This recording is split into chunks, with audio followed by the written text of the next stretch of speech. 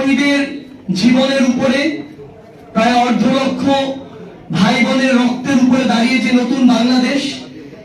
এই বাংলাদেশে এই দীর্ঘ লড়াইটি করে সেই কাঙ্ক্ষিত বাংলাদেশ আগামী প্রজন্মকে উপহার দেওয়া আমাদের কাছে একটি আমানত, এবং আমরা আমাদের এই লড়াইটি করে যেতে চাই।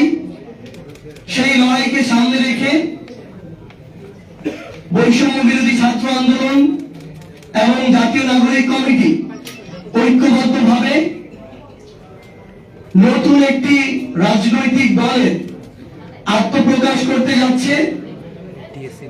আগামী 28 ফেব্রুয়ারি বিকাল 3 আত্মপ্রকাশ করতে যাচ্ছি। আমরা আমাদের এই আত্মপ্রকাশের যে শপথ, সেই শপথটি এই বাংলাদেশের 18 কোটি মানুষের আশা আকাঙ্ক্ষার যে প্রতীক, ওই জাতীয় সংসদ, সেই জাতীয় সংসদকে সামনে রেখে এই শপথটি করতে চাই।